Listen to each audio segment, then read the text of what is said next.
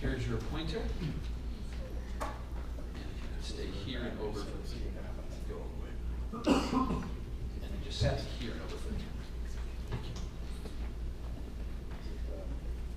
Ron?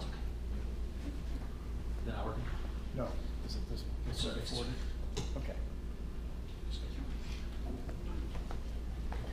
How many are you familiar with that with the website fiverr.com first? Good. How many of you actually used it? All right, well, we're getting a pretty good percentage here. This is the site, in case you haven't seen it. And then some of the things that I've done is my logo, Ron Patel a couple of years ago hated my logo, so I went and got one. And so got that for 20 bucks, so it was pretty easy. I had like 5 to select from. I built my website for Albuquerque Office Leasing.com. That one is a responsive site. It's also has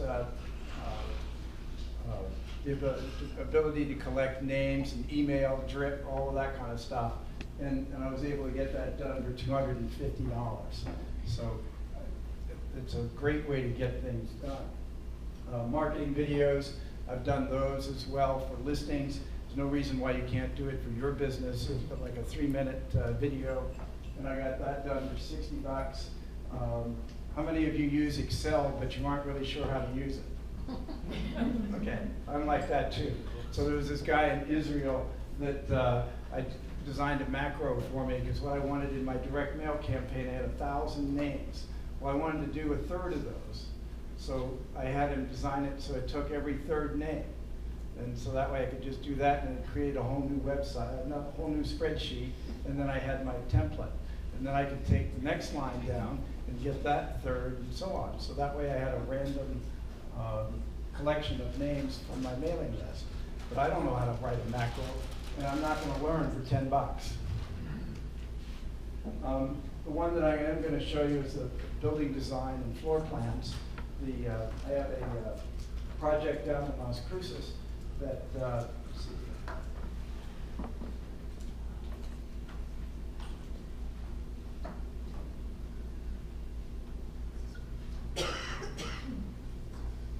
And this was done entirely by Fiverr.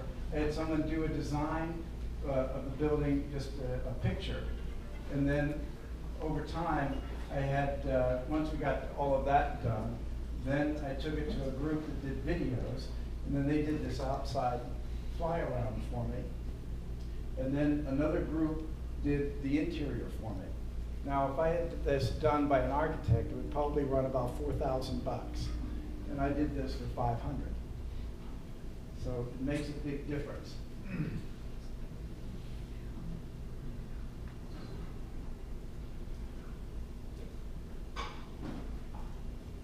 So let me show you some other things that you might think about. What's happening? All right, go through my papers. Okay, let's go to Gates Side Out. All right, so these are some of the things that I've kind of bookmarked over time, like writing sales copy. You hear about that all the time in this meeting, and so you can hire some of that out. We'll install your WordPress website with theme plugins, so you can have someone do that. Create, let's see, we'll fix your computer, do HD video editing and sound, create your logos.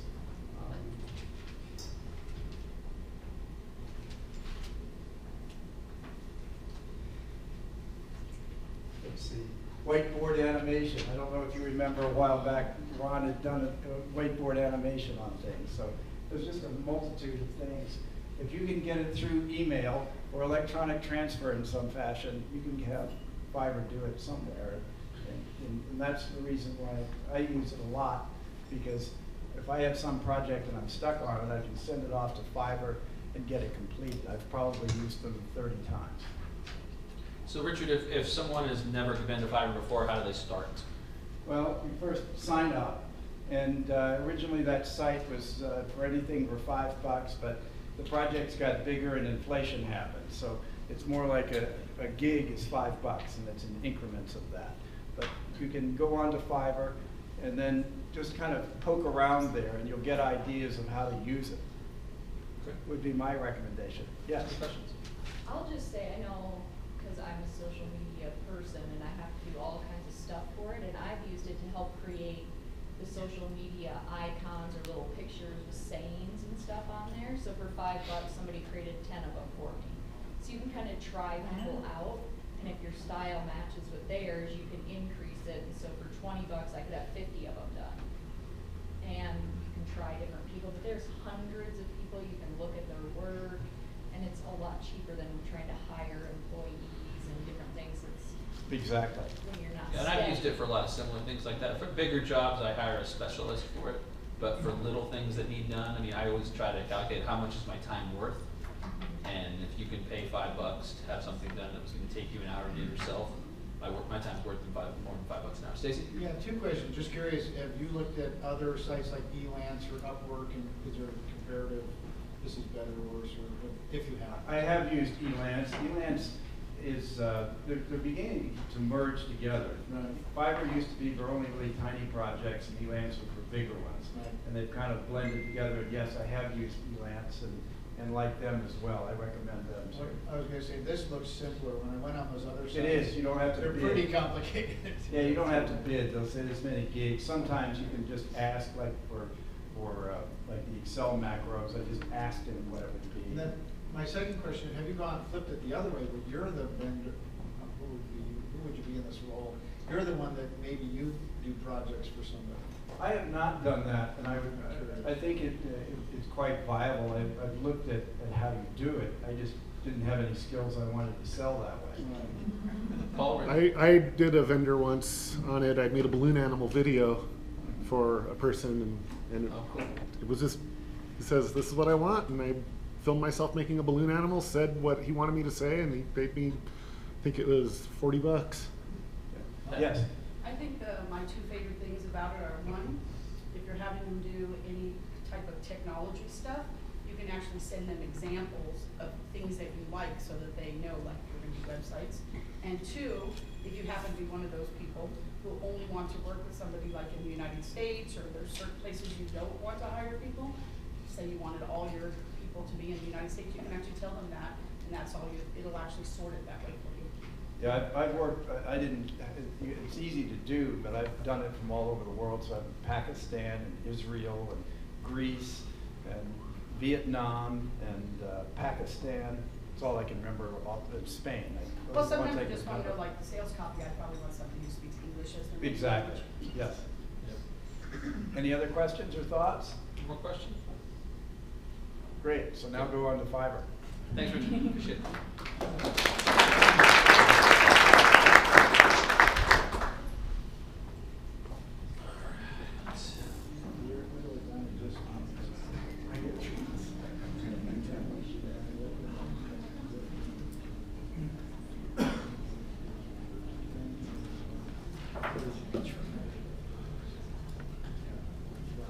So a really smart person who was anonymous, I don't know who said this, always said, nobody likes to be sold anything, but people love to buy. I mean, the most dismissive language or objection to a sales presentation, whenever I think of going into a retail store, you walk in and you're looking at a clothing store, let's say, and they say, hey, can I help you find anything? What do you say? No, No, thanks, I'm just browsing. Because I don't want you to sell me something. But as soon as I see that shirt or that tie or that jacket, I want to buy it. So what we're going to talk about today is how do we get to the buying part and not the selling part? Because if all you're doing is selling,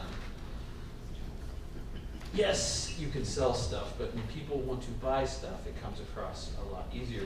One of the best sales pitchmen was a guy by the name of Don Draper. Anyone know who Don Draper is? Yep. This is Joe Harriman, Lynn Taylor. No Eastmans today, unfortunately. They're all back in the lab. This is a meeting with It's a wonderful Kodak. facility, but they don't take vacations. What do they show? Slides of them working? So have you figured out a way to work the wheel into it? We know it's hard because wheels aren't really seen as exciting technology. It's a slide even though they projector. are A wheel is a original. slide projector. Well, technology is a glittering lure, but there's the rare occasion when the public can be engaged on a level beyond flash, if they have a sentimental bond with the product. My first job, I was in-house at a fur company with this old pro copywriter, Greek, named Teddy. And Teddy told me the most important idea in advertising is new. Creates an itch. You simply put your product in there as a kind of calamine lotion. But he also talked about a deeper bond with the product. Nostalgia. It's delicate, but potent. Sweetheart.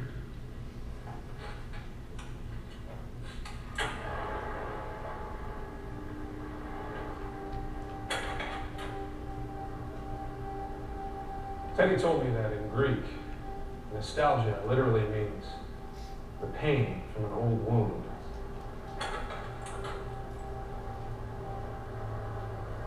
It's a twinge in your heart, far more powerful than memory alone. This device isn't a spaceship. It's a time machine.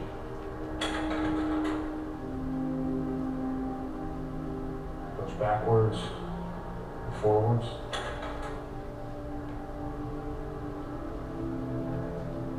Takes us to